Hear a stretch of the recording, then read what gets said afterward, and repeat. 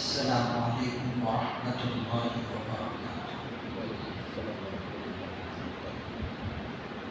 بسم اللہ الرحمن الرحیم۔ الحمد للہ نحمده ونستعینه ونستغفره ونؤمن به ونتوکل علیہ ونعوذ باللہ من شرور انفسنا ومن سیئات اعمالنا من يهده الله فلا مضل له ومن يضلل فلا هادي له ونشهد ان لا اله الا الله وحده لا شريك له ونشهد ان سيدنا وسندنا ونبينا ومولانا محمدا عبده ورسوله صلى الله تعالى عليه وعلى آله وأصحابه وأزواجه وذرياته وبارك وسلم تسليما كثيرا كثيرا. أما بعد فأعوذ بالله من الشيطان الرجيم. بسم الله الرحمن الرحيم.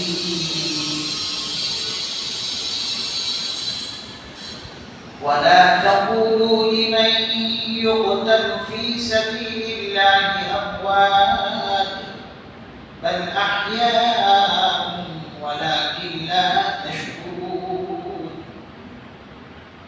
وقال النبي صلى الله عليه وسلم أفضل الصيام بعد رمضان شهر الله المحرم. وقال النبي صلى الله عليه وسلم الحسن والحسين سيدا شباب أهل الجنة أو كما قال عليه الصلاة والسلام. رب اشرح لي صدري ويسر لي أمري واحلل عقدة من لساني يفقهوا قولي.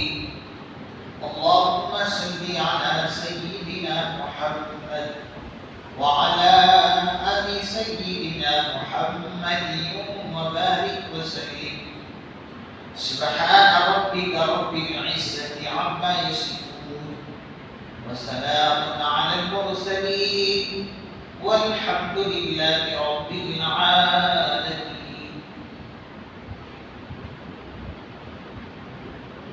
ستم شعار تو دنیا سے مٹ گئے لیکن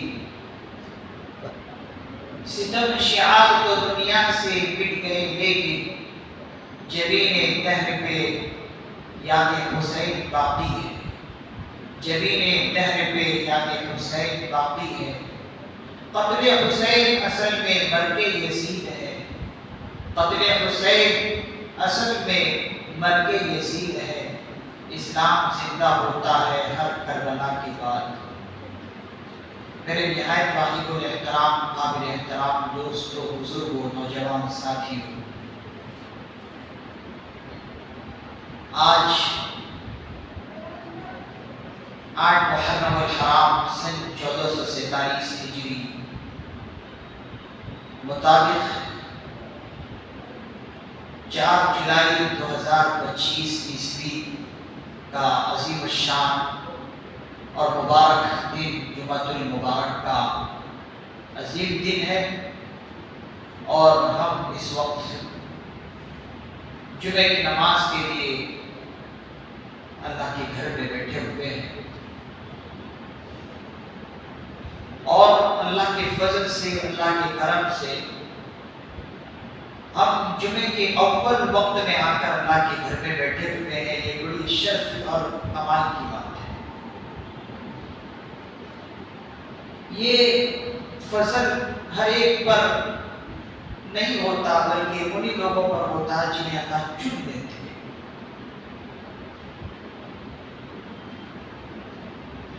ایک عالم دین ابھی ابھی حج سے واپس آئے. انہوں نے ایک بہت ہی اچھی بات کہی جو میرے دل کو لگ گئی.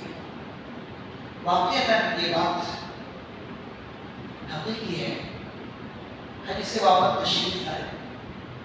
انہوں نے ایک جملہ کہا کہ دیکھو ہندوستان کی مساجد اور کعبۃ اللہ اور اسی طریقے سے مسجد نبوی، ان سب مساجدوں میں فرق کیا ہے؟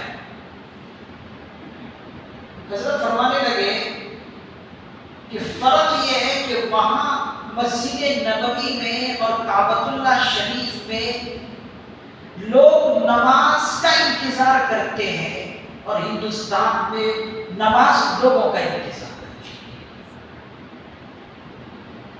وہاں پر لوگ نماز کا انتظار کرتے ہیں کہ کب فجر، ظہر، عصر، مغرب، عشاء آئے کہ میں پڑھوں، اور ہندوستان میں یہ ہے کہ نماز مصلیوں کا انتظار کرتی ہے کہ کب مصلی آئے اور نماز پڑھے۔ وہاں پر ہر وقت، چاہے وہ مسجد نبوی شریف ہو، چاہے کعبۃ اللہ شریف ہو، ہر وقت مصلیوں سے مسجد کھچا کھچ بھری رہتی ہے کہ جلدی سے جلدی ظہر کا وقت آئے، جلدی سے جلدی عصر کا وقت آئے کہ میں پڑھوں۔ اور ہندوستان میں کیا؟ مسجد خالی رہتی ہے، نماز مصلیوں کا انتظار کرتی ہے کہ مصلی آئے اور نماز پڑھے۔ یہ فرق ہے۔ جو حضرات حج پر گئے ہوئے ہیں، عمرے پر گئے ہوئے ہیں، وہ اس کو پوری طرح محسوس کر سکتے ہیں۔ تو میں نے جو کہا کہ ہم پہلے وقت میں آئے ہوئے ہیں اللہ کے گھر میں، یہ اللہ کا ہم پر فضل ہے۔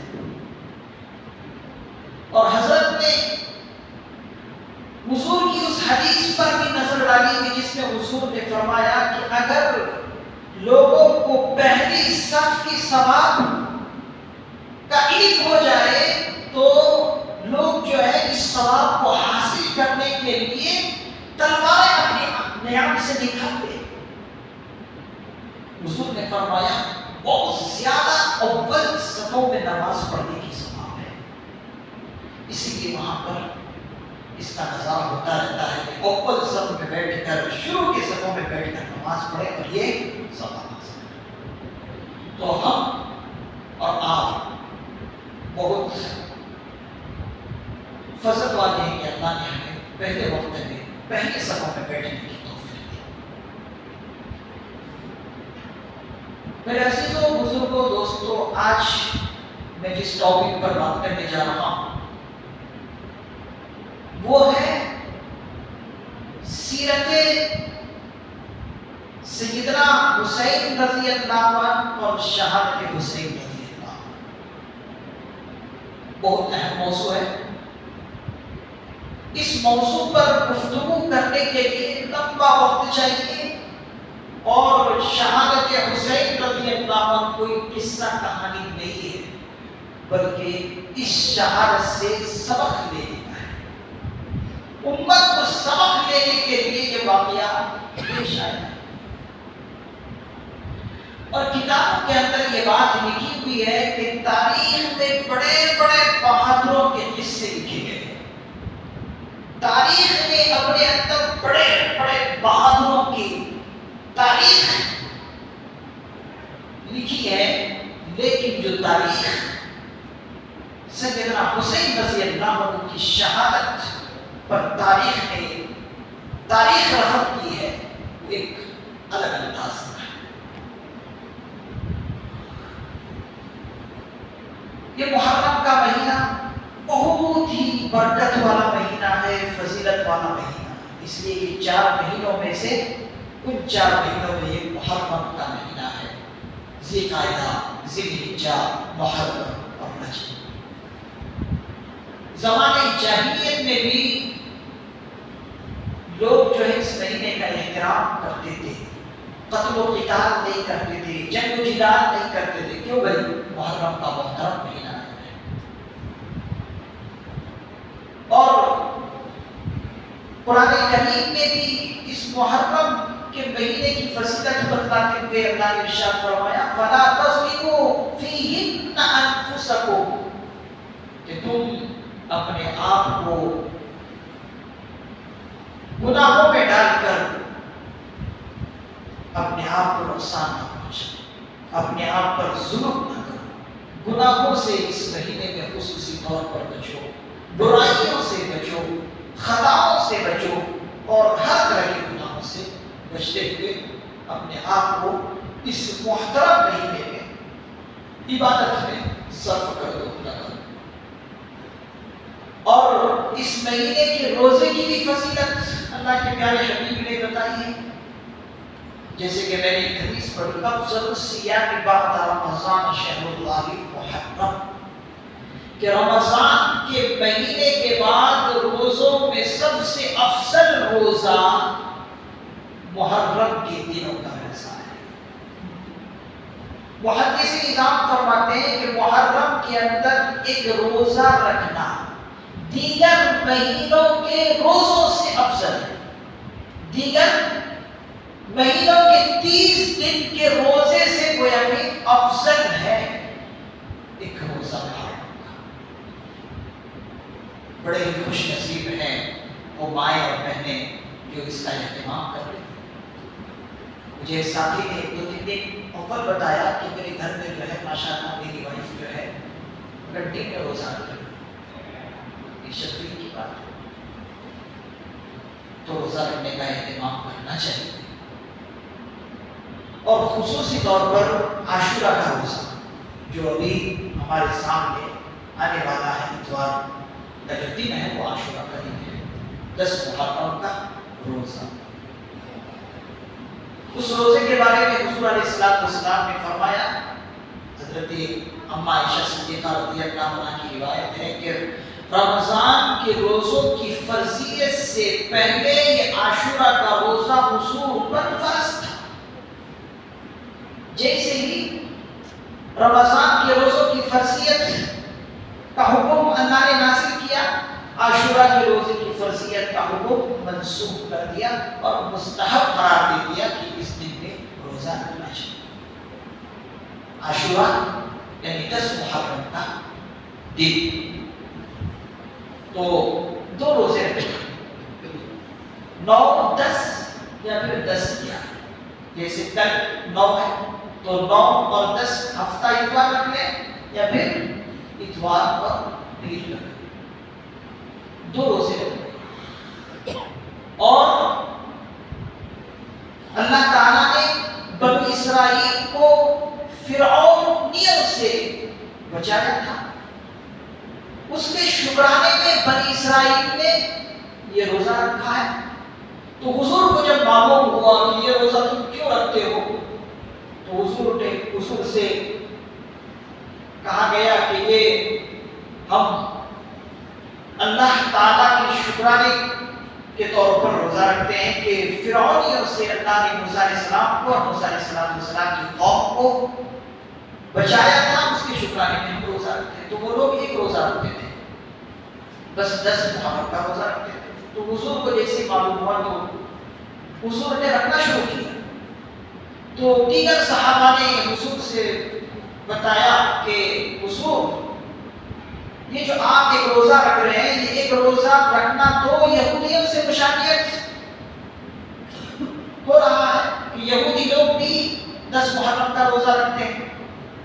تو حضور نے پوچھا کہ اگر ایسا ہے تو پھر چلو آئندہ سال سے میں 2 روزہ رکھوں گا اور تم بھی 2 روزہ رکھو۔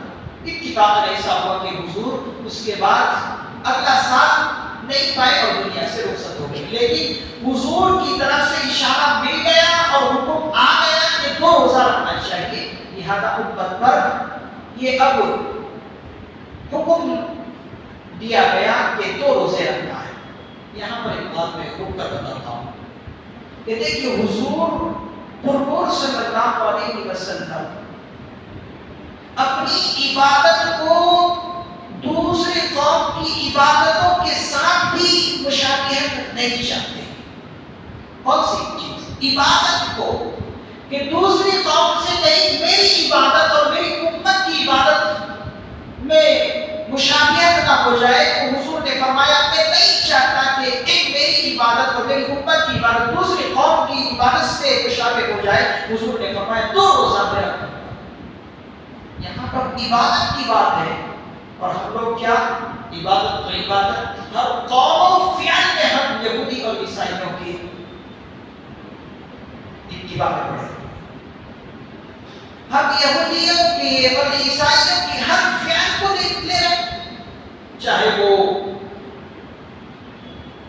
برتھ ڈے کا معاملہ ہو، چاہے خرید و فروخت کا معاملہ ہو، چاہے اٹھنے بیٹھنے کا معاملہ ہو، چاہے لباس اور کھان پان کا معاملہ ہو، ہر چیز ہم اس کی مشاہدت اختیار کرنے پر فخر محسوس کرتے ہیں، اور یہاں پر حضور اپنے لیے شرم محسوس کرتے ہیں، اور ہماری بدقسمتی یہ ہے کہ ہم فخر محسوس کرتے ہیں۔ اللہ محفوظ فرمائے ان کی نشانیت پر اختیار کیجیے۔ آپ اپنے نشان لوگوں کے سامنے بتائیے اور فخر سے کہیے کہ میں مسلمان ہوں، میں مسلمان ہوں، اور مسلمان کی پہچان اور نشانی یہ ہے کہ وہ اپنے سر پر ٹوپی رکھے۔ ٹوپی نہ رکھنا یہ یہود و نصارہ کی نشانی ہے، اور ایک مسلمان کی پہچان یہ ہے ٹوپی رکھنا۔ کہ ہاں بازار اور دیگر جگہوں پر ٹوپی رکھنے کو معیوب سمجھ رہے ہیں۔ معلوم یہ ہو رہا ہے کہ یہ مسلمان جو ہے اپنے مسلمانہ لباس بتانے میں شرما رہا ہے، اور غیر مسلم اپنی ہندوانہ رسم کو اور اپنی نشانی بتانے پر فخر کر رہے ہیں، اور ہم اتنے بدقسمت لوگ ہیں کہ ہم اپنی نشانی بتانے پر غیروں کے سامنے شرماتے ہیں۔ یہ ہماری بدقسمتی نہیں ہے۔ جمعے کے دن آتے ہیں، تھوڑی دیر کے لیے کچھ بندے ٹوپی لگا لیتے ہیں اور کچھ نہیں لگاتے۔ مجھے ایسا محسوس ہوتا ہے کہ اپنے مسلمان پر شاید یہ شرما ہے۔ بھائی مسلمان ہونا یہ قابل فخر کی بات ہے، شرمانے کی بات نہیں ہے۔ تو ہر ساتھی ہر وقت ٹوپی لگانے کی عادت بنا لیجیے، اور اطباء حضرات اور ماہرین فلکیات فرماتے ہیں کہ اوپر جو ہے بہت ساری بلائی پھرتی رہتی ہے، بہت خطرناک قسم کی جراثیم جو ہے اوپر پھرتے رہتے ہیں۔ ان جراثیموں سے بچنا، اور اس کی ایک صورت یہ ہے کہ ٹوپی انسان پکڑنے سے پکڑتی ہے۔ بھائی ایک ایک حکم میں بہت حکمتیں اور وصیتیں ہیں۔ حضور نے اگر ہمیں کوئی حکم دیا ہے تو 100 حکمتیں اس کے اندر پوشیدہ ہے۔ ہم نااہل ہیں، اب ان میں سے کون ہے کہ ہم اس کو سمجھتے ہیں؟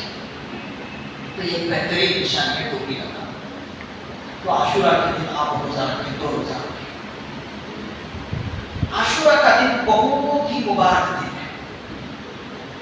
حضرت محدث نظام فرماتے ہیں کہ حضرت آدم علیہ السلام سے جو ایک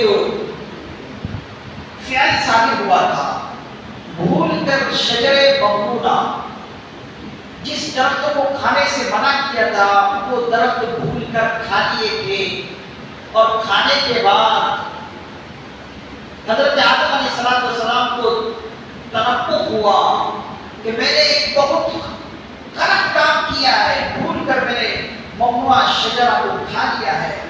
تو روایتوں کے اندر آتا ہے کہ حضرت آدم علیہ السلام اس بھول کر کھانے میں کئی سالوں تک افسوس کرتے رہے، پچھتاتے رہے، اور یہ دعا پڑھتے رہے، ربنا ظلمنا انفسنا وَإِن لَّمْ تَغْفِرْ لَنَا وَتَرْحَمْنَا لَنَكُونَنَّ مِنَ الْخَاسِرِينَ۔ اے ہمارے پروردگار، ہم نے اپنی جانوں پر ظلم کیا ہے، اگر آپ ہمیں معاف نہیں کریں گے تو پھر ہم خسارے میں پڑنے والوں میں سے ہو جائیں گے۔ آج اللہ رب العزت نے ان کی یہ توبہ قبول فرمائی ہے، فَتَابَ عَلَيْهِ إِنَّهُ هُوَ التَّوَّابُ الرَّحِيمُ۔ فرماتے ہیں محدث نظام کہ وہ دن جس دن حضرت آدم علیہ السلام کی توبہ قبول ہوئی ہے وہ عاشورہ کا دن تھا۔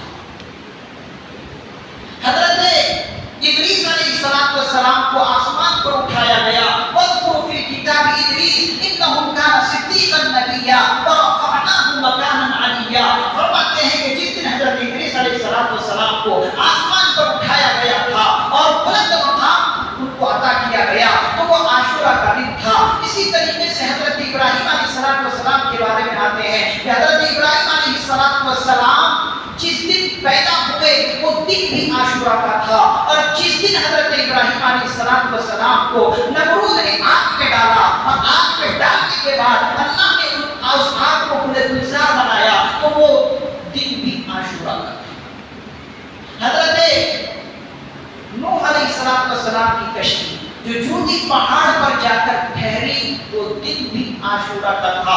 حضرت یونس علیہ السلام کو مچھلی کے پیٹ میں سے نجات جو ملی ہے، وہ دن بھی عاشورہ کا دن تھا۔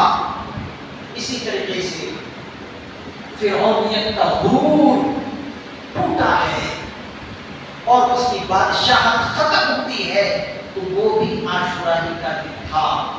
یہاں تک کہ فرماتے ہیں کہ حضرت سلیمان علیہ السلام کو جو حکومت ملی تھی اور پھر اس کے بعد ان سے حکومت تھوڑے دن کے لیے چھینی گئی، تو انہوں نے دعا کی، اور دعا کے بعد پھر اللہ تعالیٰ نے حضرت سلیمان علیہ السلام کو دوبارہ سلطنت عطا فرمائی۔ ان کے عجز اور نیاز کرنے کی وجہ سے، اللہ کے سامنے گڑگڑانے کی وجہ سے جس دن ان کی دعا سنی گئی، وہ دن بھی عاشورہ ہی کا تھا۔ یہاں تک کہ حضرت ایوب علیہ السلام کے پورے جسم پر آلے پڑے تھے، زخم آ گئے تھے اور اس سے پریشان رہتے تھے، تکلیف ہوتی تھی۔ اللہ نے ان کی توبہ قبول فرمائی اور اللہ سے انہوں نے عاجزی سے دعا کی، ربی انی مسنی الضر وانت ارحم الراحمین، اے اللہ مجھے تکلیفوں نے گھیر لیا ہے، آپ ارحم الراحمین ہے، مجھے رحم فرمائیے۔ تو اس دن حضرت ایوب علیہ السلام کی عاجزی اور ان کی دعا قبول فرمائی اور آپ نے ختم ہوئے اور صحت مند ہوئے، وہ دن بھی عاشورہ کا دن تھا۔ یہ فضیلت ہے، اور بہت ساری فضیلت جو ہے عاشورہ کے دن کی ہے۔ اس دن کی آپ اور میں قدر کریں، روزہ رکھیں۔ اور ایک روایت میں ہے کہ اس دن اچھا سے اچھا گھر والوں کو کھانا بھی کھلائیں۔ حضور نے فرمایا جو انسان اس دن اپنے گھر والوں کو فراخی کے ساتھ کھانا کھلاتا ہے، اللہ تعالیٰ سال بھر اس کے گھر میں برکت عطا فرماتا ہے۔ اب میں شہادت حسین اور اس کے پس منظر پر کچھ گفتگو کر رہا ہوں۔ روایتوں کے اندر آتا ہے کہ ام الفضل رضی اللہ عنہ حضور علیہ السلام کی چچی تھی۔ انہوں نے ایک مرتبہ ایک خواب دیکھا۔ خواب ایسا دیکھا کہ ڈراونا خواب تھا۔ انہوں نے خواب یہ دیکھا کہ حضرت فاطمہ الزہرا رضی اللہ عنہا کا معاملہ یہ ہے کہ ان کے جسم سے گوشت کا ٹکڑا الگ ہوا اور ان کی گود میں جا کر وہ ٹکڑا گوشت کا دیا۔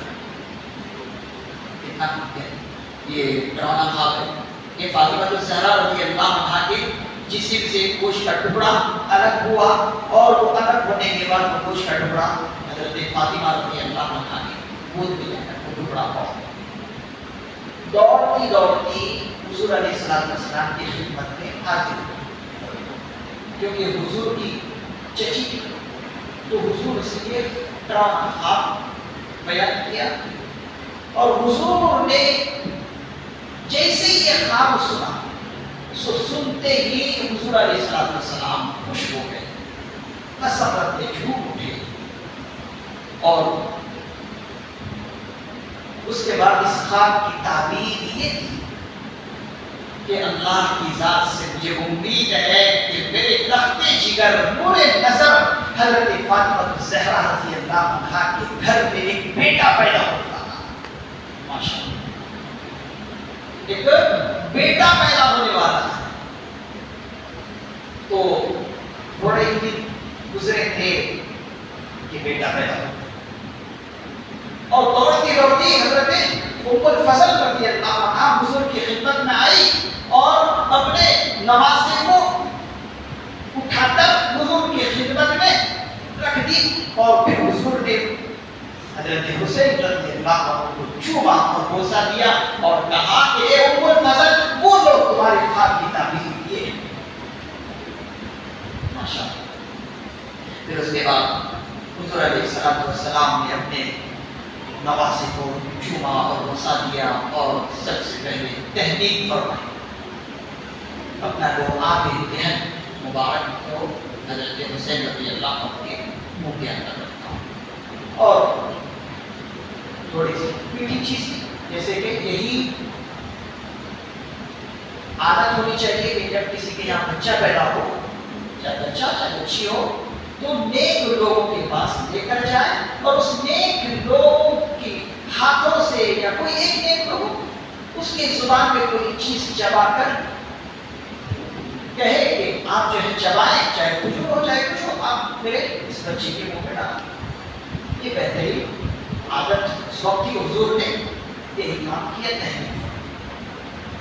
پھر اس کے بعد یہ کرنے کے بعد دائیں کان میں اذان، بائیں کان میں تکبیر، یہی طریقہ ہونا چاہیے. پھر اس کے بعد کھیلتے رہے، حضرت حسین رضی اللہ عنہ سے چوما چاٹی کرتے رہے. حضور علیہ السلام بختے جی کر نور نظر نواسے سے یکایک حضور کی آنکھوں میں آنسو آ گئے. یکایک حضور کی آنکھوں میں آنسو آ گئے تو ام الفضل رضی اللہ عنہا تڑپ کر پوچھتی ہے کہ اللہ کے رسول صلی اللہ علیہ وسلم ابھی آپ فرد مسرت میں خوش ہو رہے تھے، جھوم رہے تھے، یکایک آپ رونے لگے، کیا بات ہے؟ حضور علیہ السلام نے فرمایا کہ اس وقت میرے سامنے کربلا کا وہ کارزار میدان سامنے آ گیا. وہ کربلا کا میدان، وہ کارزار میدان، وہ جہاد کا میدان میرے سامنے آ گیا اور میں دیکھ رہا ہوں کہ میرے نواسے کے ساتھ یہ ہو رہا ہے.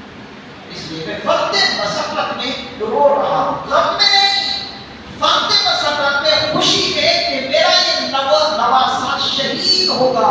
شہید کا مرتبہ میرے عزیزوں بہت بلند ہے. قرآن کریم نے شہید کا مرتبہ بتاتے ہوئے فرمایا وَلَا تَقُولُوا لِمَن يُقْتَلُ فِي سَبِيلِ اللَّهِ أَمْوَاتٌ. یہ لوگوں شہید کے بارے میں یہ نہ کہو کہ وہ مردے ہیں، بل احیاء، بلکہ وہ زندہ ہیں. وَلَٰكِن لَّا تَشْعُرُونَ، لیکن تم ہو کہ اس کا احساس تمہیں نہیں. تو یہ شہید کا مقام و مرتبہ ہے. اسی لیے حضور نے ایک موقع پر فرمایا کہ میری خواہش ہے کہ میں دین اسلام کی خاطر قربان ہو جاؤں، پھر زندہ ہو جاؤں، پھر قربان ہو جاؤں، پھر زندہ ہو جاؤں، پھر قربان ہو جاؤں، پھر زندہ ہو جاؤں. اس لیے بہت مقام. اس طرح سے حضور نے یہ منظر دیکھا تو بہت لمبا واقعہ ہے. یہ شہادت حسین جو ہے یہ کوئی قصہ کہانی نہیں ہے.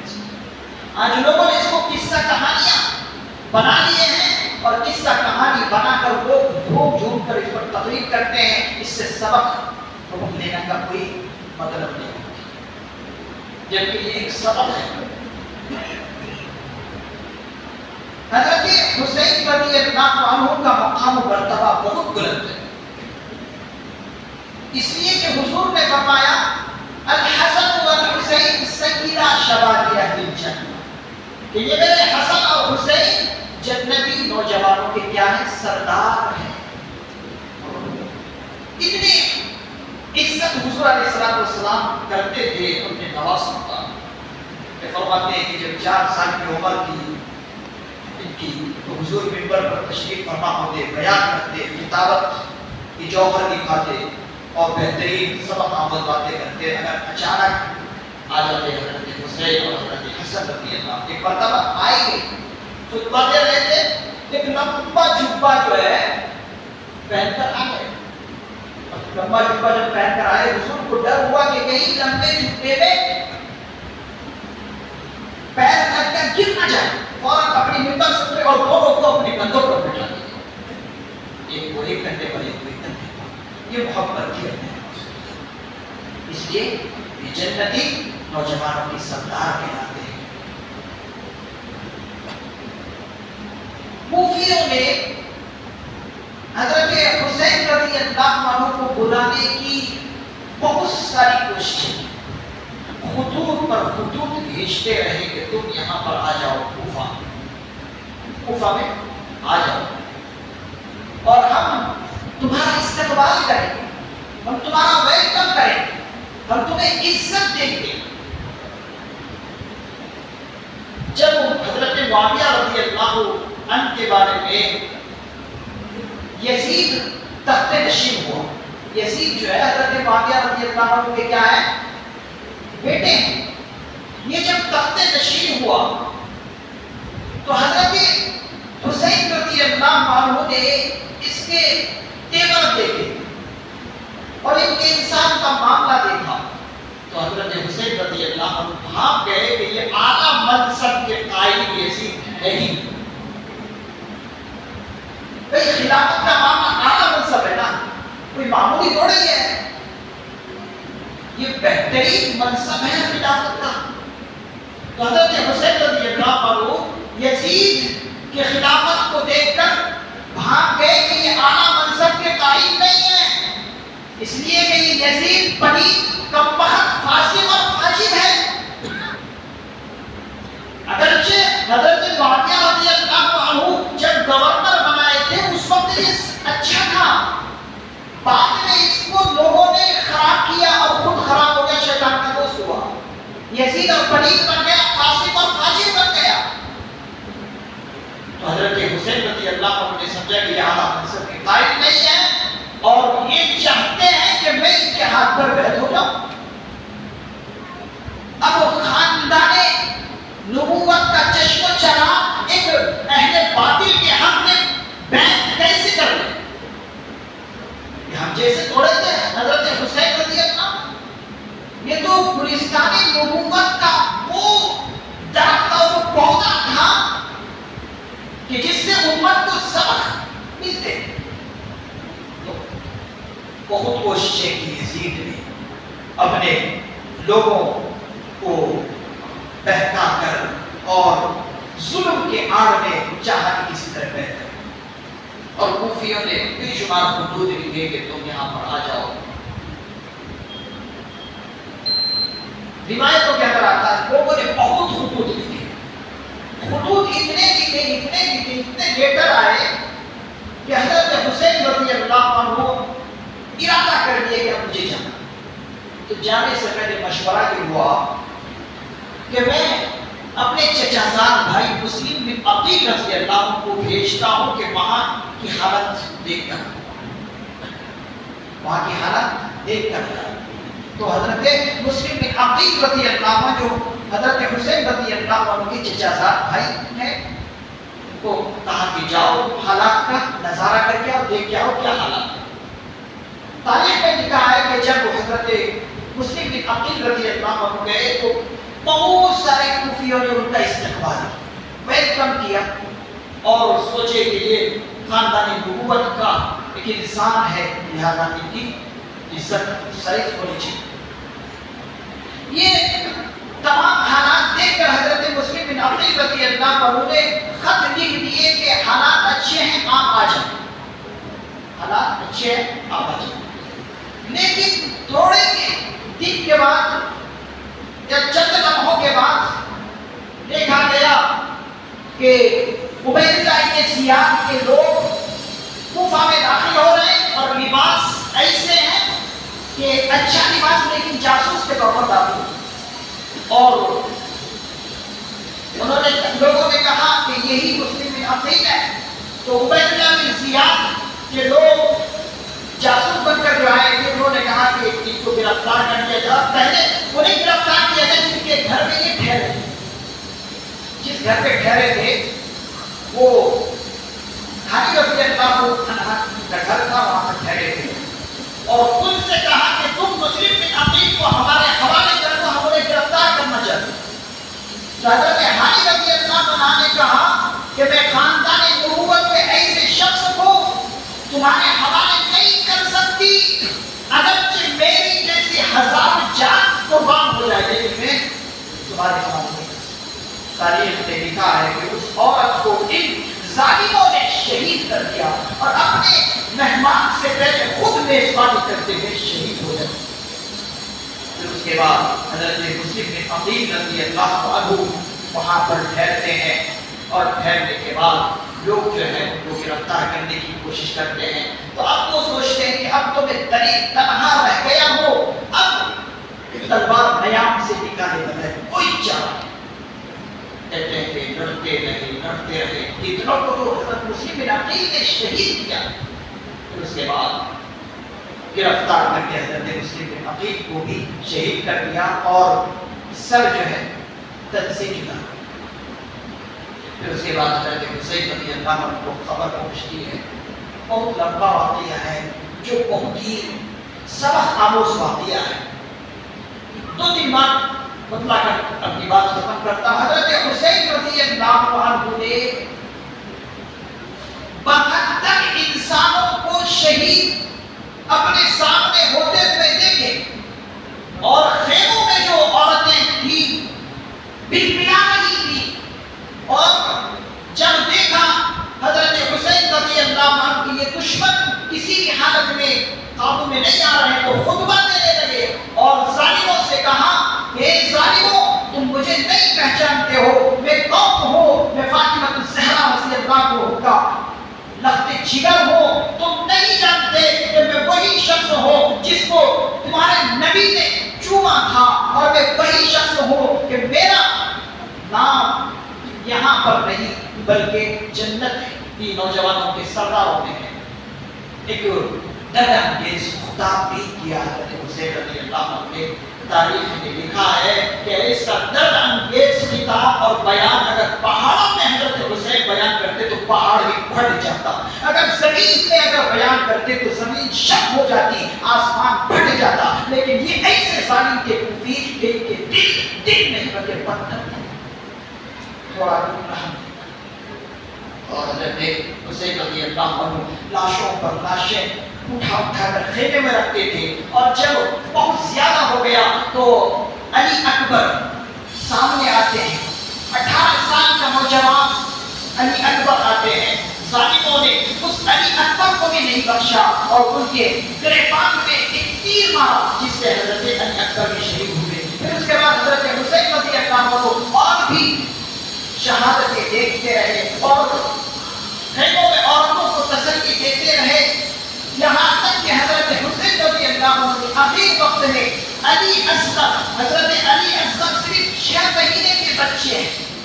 ان کو گود میں اٹھاتے ہیں اور ظالموں کی طرف خطاب کرتے کہتے ہیں اے ظالموں میرا تمہارا معاملہ ہے. اس بچے نے کیا قصور کیا ہے؟ اس پر تو رحم کھاؤ، تو خون کو پانی دے دو. ان ظالموں نے یہ بات بھی نہیں سنی اور ان ظالموں نے حضرت علی اصغر کے سینے پر چڑھ کر جو ہے حضرت علی اصغر کے سر کو بھی تن سے جدا. اور پھر حضرت حسین رضی اللہ عنہ اب آخری وقت میں سمجھ گئے کہ اب یہ ظالم کسی بھی حالت میں رکنے والے نہیں ہے. نیام سے تلوار نکالتے ہیں اور آسمان کی طرف لہراتے ہوئے کہتے ہیں اللہ سے یا اللہ یہ ظالم میرے سامنے اتنے شہیدوں کے انبار لگا دیے. یا اللہ اب میں تیرے خاطر اب میں اکیلا بچا ہوا ہوں. اللہ آخری قربانی میری قبول فرما لیجیے. جن لڑاتے ہوئے شہیدوں جن لڑاتے ہوئے تلوار چلاتے رہے کئی ان کے آدمی جہنم رسید ہو گئے. پھر بعد میں حضرت حسین رضی اللہ عنہ کو لوگوں نے شہید کیا اور شہید کرنے کے بعد سینے پر چڑھ کر ایک شخص نے حضرت حسین رضی اللہ عنہ کے سر کو تن سے جدا کر دیا. اس کے بعد ابن زیاد کے سامنے حضرت حسین رضی اللہ عنہ کا تن یعنی سر اور دیگر شہداء کے سروں کو تشتری میں رکھ کر جو ہے پیش کیا گیا.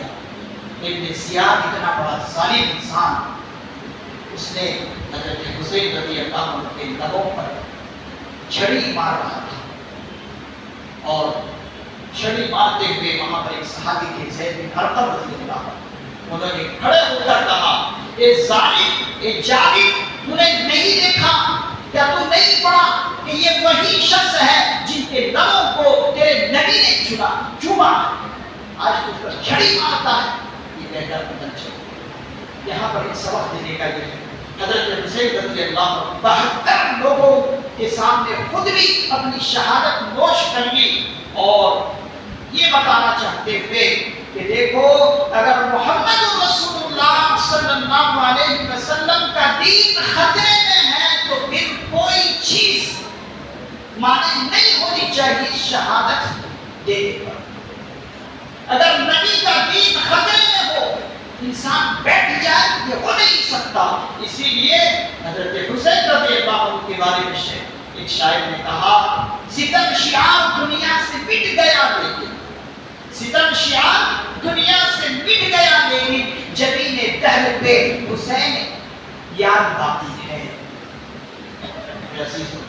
ہمیں سبق ملا کہ جب دین خطرے میں ہو تو ہر ایک کو اٹھ جانا چاہیے اور اٹھ کر جو ہے اس کی حفاظت کرنی چاہیے، ہر ایک انسان کی ذمہ داری۔ ابھی ہمارے سامنے قرآن کریم کے قوانین پر حرف آ رہے ہیں، دشمنان اسلام اس کو مٹانے پر ہے اور حکموں کو رد و بدل کرنے پر ہے۔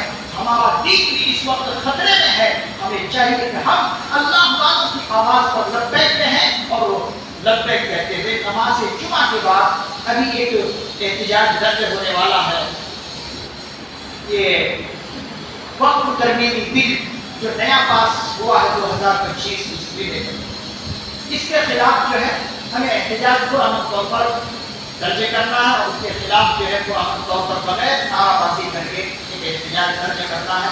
آپ خاص سے گزارش کرتا ہوں کہ نماز جمعہ کے فوراً بعد جو ہے گیٹ کے سامنے سارے حضرات چلے جائیں، انشاءاللہ انسانی زنجیر بنا کر پرامن طور پر احتجاج کریں گے۔ اللہ تعالیٰ سے دعا ہے اللہ تعالیٰ ہمیں شہادت حسین رضی اللہ عنہ سے سبق دینے کی توفیق نصیب فرمائے اور اسلام کے لیے جینا اور مرنا اللہ تعالیٰ ہمیں نصیب فرمائے۔ آمین۔